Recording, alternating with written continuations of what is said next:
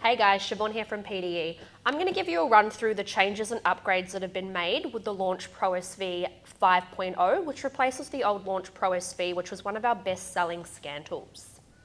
So the first change that's been made is the tool now comes in two separate heavy-duty cases. So in your first case, we've got all your OBD1 adapter cables. So if you're working on a vehicle built pre-2000s, you may need one of these adapters, and they all just pack away nicely into the case. And if you're not working on older vehicles, then you can store this away in the workshop.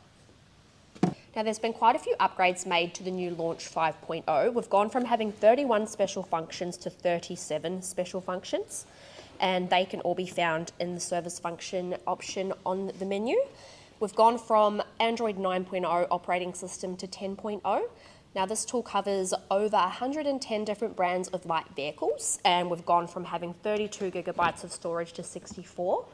Now the VCI has been completely upgraded, and this new one now covers CAN FD and DOIT protocols.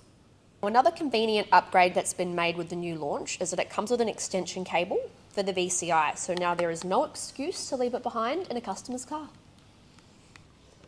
Now, if you want to find out more about the Launch X431 ProS V5.0, head over to our website.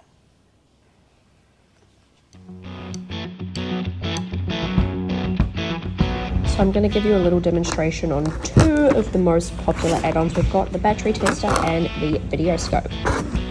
Alrighty.